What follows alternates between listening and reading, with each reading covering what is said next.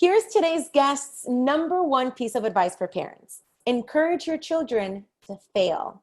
And I'm all about it. What's up? I'm GiGi Diaz. I am so glad that you're watching today, especially if you're a parent, even though if you're not, this could definitely still move you. Today's guest is Brian Weisfeld. He is the former COO of coupons.com. He's the former SVP of IMAX, and he's the founder of the Startup Squad.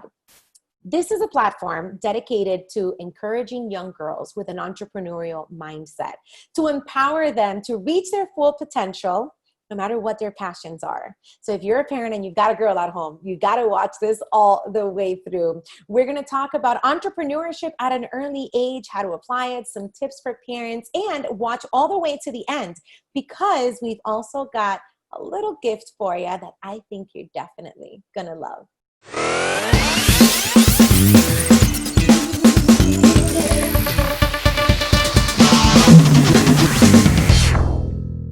All right, so as a serial entrepreneur myself, I am so excited, Brian, to have you on the show because your project rings so close to my heart. Girls mean business, and this is true, right? The Startup Squad is that idea of giving little girls, giving young girls the freedom to think outside the box, which is something that even culturally, we're not really comfortable with doing yet. So on the business, on the career end of things, this is monumental that you had this idea. And like most great things, it started in the heart. It started with your daughter. It started out of love, right? So tell me about the Girl Scout cookies and where the Startup Squad really originated. Yeah, sure. So my background is I've helped entrepreneurs scale and build their businesses. So I was part of a team that helped to build IMAX, the giant screen movie theater company, and coupons.com. But I've got two girls. They're now 14 and 12. And when my older daughter was 8, I watched her try to sell Girl Scout cookies and run a charity bake sale. And she was so excited, but she had no idea what to do. She was just standing down at the end of our street. And my wife was actually the one that said to her, hey, you got to look people in the eye and you got to say good morning when they walk by to get their attention, and gave her all these tips. And I didn't really think much of it until I was reading books with my girls a couple of months later. And I wanted more empowering influences for my daughters. And for some reason, those things combined in my brain. And I said, I'm going to create a novel series to get girls interested in entrepreneurship and to open up that first lemonade stand or bake sale. I love that idea. And you know, a lot of time as children, especially brilliant children, they get bored so easily, right? They get bored because they're really understimulated by whatever it is that they're doing. And I love that you argue that entrepreneurship can actually empower them. It can boost a child's creativity. And I wonder, for parents that aren't entrepreneurs themselves, what tips would you say are ones that they can employ when they have a child that, you know, they ask you the questions that are out of the box and you want to teach that child the possibilities, you know, of being an entrepreneur? Because I have 2 degrees, right? But I believe that college is not for everybody.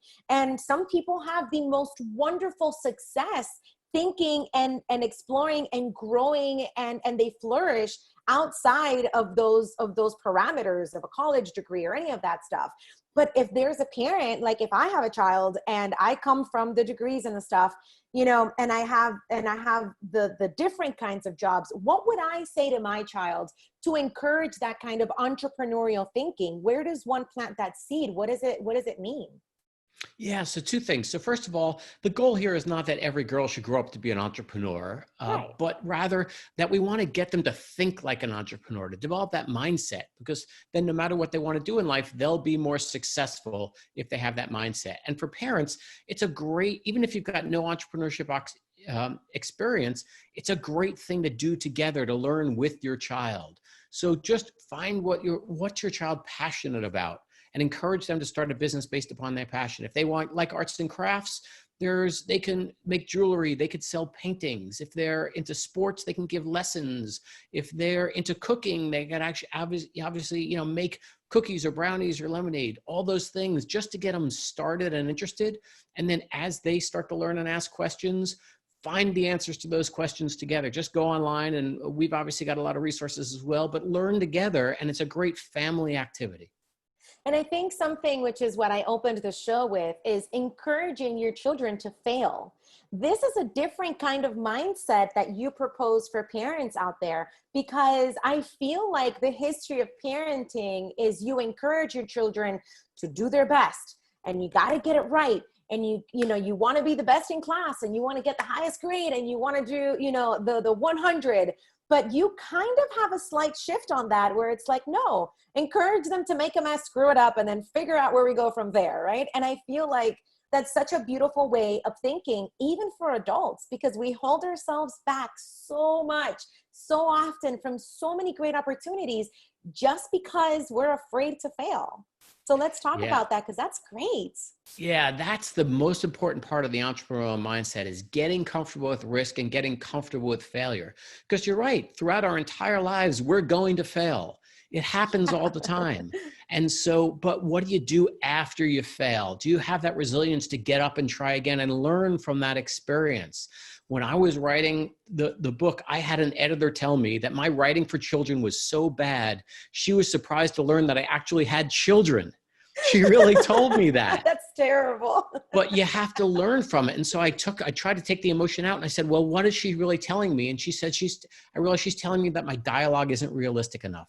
So I bought a book about writing dialogue, and I took that failure and I improved upon it. And so that's the most important thing, is get comfortable with risk now at an early age, and then they'll be comfortable with it as an adult. There's Sarah Blakely, the founder of Spanx, tells a famous story that when she was a kid, they used to sit around the dinner table, and her dad would ask her and her siblings, what did you fail at this week?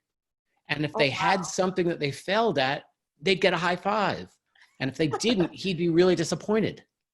And just because if you're not failing, you're not pushing yourself. You're not learning new things. And that's so important. And if you have that mindset where you're comfortable with risk and you're not afraid to fail, if you develop that as a kid, when you're an adult, then the sky's the limit.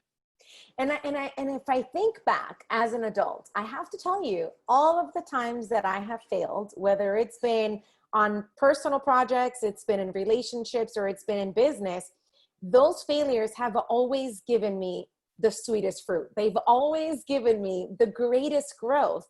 So I think that there's a certain, and I'm not a parent, but I've worked with children since 2003. So I feel like we want to, in a way, protect our children from the pain of failure. And I think that maybe that's where that whole, like, you got to get it right. You got to do your best. You got to be, you got to get the A, you got to do it at 100. I feel like it's the fear of, I don't want them to go through the pain of failing. I don't want them to feel a certain way. But listen, the truth is, if you think back at your own failures, think of what came from those failures. And then I feel like that mindset shift will make it easier for parents to encourage their children. Hey, fail. It's okay. I'm here for you. I'm going to catch you if you fall. The pain's not going to be too bad. Mom is still here. Dad's still here to kind of catch you and push you through it. But, but do it anyway, because you're going to be so much better on the other side. Absolutely. As we said before, everyone's going to fail. You're going to fail in life. So the question is, would you rather have your kid fail for the first time when they're working at their first job, or if they're in college, or, in the first relationship, or would you rather have them fail and learn a lot and learn how to fail when they're protected and they're in your house and they're nearby, and you can pick them up and find out what they learned from it? And so it's a muscle. It's like everything else. Learning how to fail is so important. And I know some very successful people who've spent their careers working in corporate environments, and they have this great idea for a startup or to do something new, but they're not comfortable taking that risk because they never developed that risk gene. And that's so important to do for kids right now. Absolutely. Now let's talk about some of the programs and trainings and activities that you have at the Startup Squad, because you've got a whole bundle of resources on there for parents and for kids. It's interactive. Tell me about those. Yeah, certainly. So a lot of it stems from what we do in the novels. And the books are novels, but they are part inspiration, part information, and part aspiration. So while it's a novel, it's been described as the Babysitter's Club meets Lean In. In the back of the book, we have an information section. So the goal is the kids get inspired by reading the novel, and then they learn. Then we'll say in the back of the book, hey, remember when the girls were making a big sign for their lemonade stand in the story? That's actually called marketing. And here's some marketing tips that you can use for your business. And then we have an interview with an actual girl entrepreneur to make them realize that it doesn't just have to be a small lemonade stand. It could be something big. And so a lot of the stuff on our website stems from that. On our website, we have videos of 60 different girls between the ages of 7 and 14 who all run their own businesses, including one girl who was just the youngest person ever to be on the cover of Entrepreneur magazine at age 14. That These is girls amazing. are amazing. Amazing. Amazing. And then we also have a lot of blog content for parents and for kids about how to get your kids interested in entrepreneurship, how to get them comfortable with that risk and failure, different businesses that they can do based upon their passions. And we also, I've spent the last 6 years reading nothing but books written for 7 to 14-year-old girls. Oh boy. It gets me some very strange looks, but I have a lot. I give a lot on our website. We've got a lot of recommendations about other books that have an entrepreneurial theme to them that kids can enjoy, and to help the parents bring those entrepreneurial lessons out of it. I love that. Now, a lot of our schools, I feel, fail to teach this kind of stuff. A lot of the schools are still kind of in the, you know, these are the steps you follow, these are your career options, and this is what you study to become, and what do you want to be when you grow up has like a very limited multiple choice option, right? So how do you feel would be the best way to incorporate something like this into the schools? Is this maybe part of the plan for the startup squad? Is this something that you've got in the works? Is this something maybe parents have to bring up to teachers? How would that work to incorporate something as powerful as this, as these kinds of teaching and this kind of mindset shift for children and for parents into our schools? So there's a lot of different ways that you can incorporate this into the school. First of all, with the book, The Startup Squad, we have a teacher's guide that's Common Core aligned, but also the plot of the book is that these girls are going on a field trip for their 6th grade class. And to raise money for the field trip, all the kids have to run different lemonade stands. And so we encourage schools to do the same thing. Run a lemonade stand competition among your kids. You can raise money for the school, for a field trip, for a local charity, whatever it happens to be. And the kids then get the experience of entrepreneurship and also of teamwork and having to work together.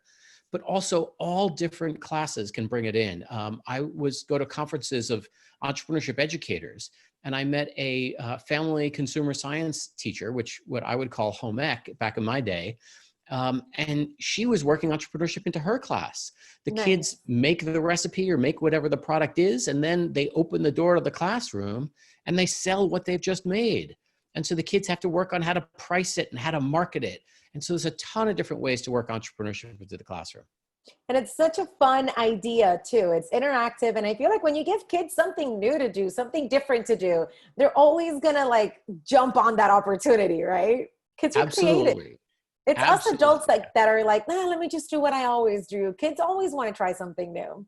Yeah, definitely. And you never know where the kid's going to want to take it. You know, maybe the kids will realize that, hey, they'll come up with an idea for another recipe to make, or a different project, or a great charity that they want to raise money for. And when you give the kids that agency, they're going to run with it and they're going to be so much more enthusiastic. I love that. Brian, thank you so much once again for joining me on this show. And we promised you in the beginning that we were going to have something special for you if you stuck all the way to the end. And it is time for that. We want to hook you up with your own copy of Brian's new book. And the way to win is so easy. Head on over to my Instagram right now. That is up and running at GiGi Diaz Live. And we will have a little more info on there on how you can win your own copy. Brian, it's been a pleasure to chit chat with you. And I wish you so much success. Thank you for doing this for all the young girls out there. And I know that you're also inspiring a lot of adults, even though they're not your direct audience. But I know there's a lot of parents out there that are reading these books with their kids and thinking, you know what, I want to do my own thing too. And I want to be unafraid. And I want to go ahead and mess up and see what comes from it. Thank you. Yes. Failure works for everyone. Everyone should go out and fail today at something that they've never tried before. Let's do that. Thanks again. Have a great rest of your day. You too. Thank you.